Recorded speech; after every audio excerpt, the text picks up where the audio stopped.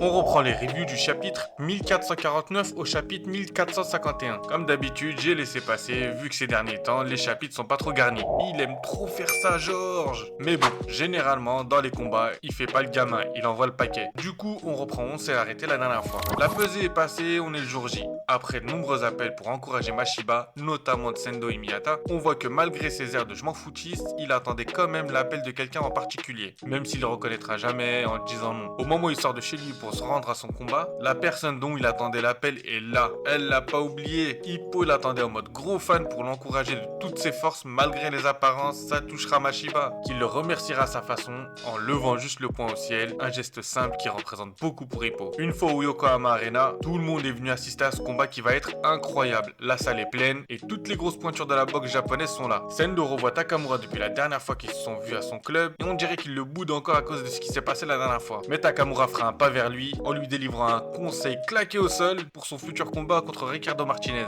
Takamura, ça se voit, il aime vraiment bien Sendo. Ils ont une personnalité similaire, même si Sendo est moins trash que Takamura. Seul Hippo n'est pas avec eux, il est avec le fan club de Mashiba et sa sœur, la meuf qui veut serrer depuis 8 ans alors qu'elle le kiffe aussi. Il m'énerve. La soirée a commencé, la salle est pleine à craquer malgré les combats claqués avant l'affrontement pour le titre qui vont faire carrément bailler Sendo et Takamura. Je vous ai dit, c'est les mêmes ces deux-là. C'est bientôt le tour des acteurs principaux de la soirée. Mashiba s'échauffe en écoutant les consignes de son coach. On voit qu'il est prêt, il a l'air concentré et en parfaite condition. Contrairement à Rosario qui arrive en retard parce qu'il était au coiffeur s'il vous plaît. Pour nous faire une coupe au cannelloni, c'est trop abuser sa tête, c'est un mélange de peigne et un stand dans le jojo. Et malgré sa mauvaise préparation et tout ce qui s'est passé avant le combat, on voit qu'il est prêt lui aussi. Les deux boxeurs font leur entrée et quelle entrée, elle est incroyable. Mashiba met le feu dans la salle avec l'animation d'une comète qui s'écrase où la faucheuse apparaît. Toute la salle est derrière lui. Accompagné de cette entrée, on a droit à un commentaire piquant de Takamura envers Aoki et Kimura. Il sera jamais gentil avec eux, c'est incroyable.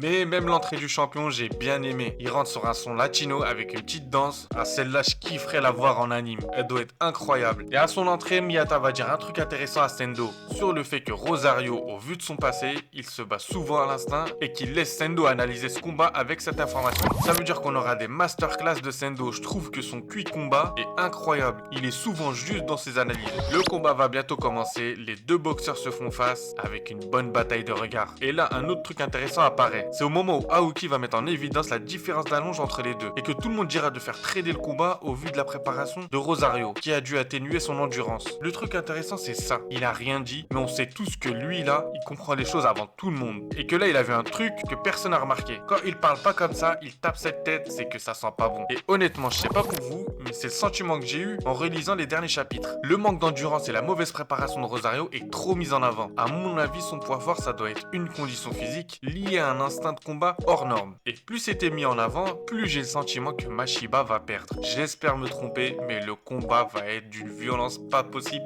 c'est sûr. Même si Mashiba perd, je le vois vraiment pas perdre facilement. On le connaît, il est prêt à tout pour cette ceinture. Et avant que la cloche sonne, on voit qu'il repense à tout son parcours jusqu'ici et va tout envoyer pour atteindre son but ultime, devenir champion du monde. Honnêtement, j'en peux plus d'attendre ce combat. Ça se voit, il va être incroyable.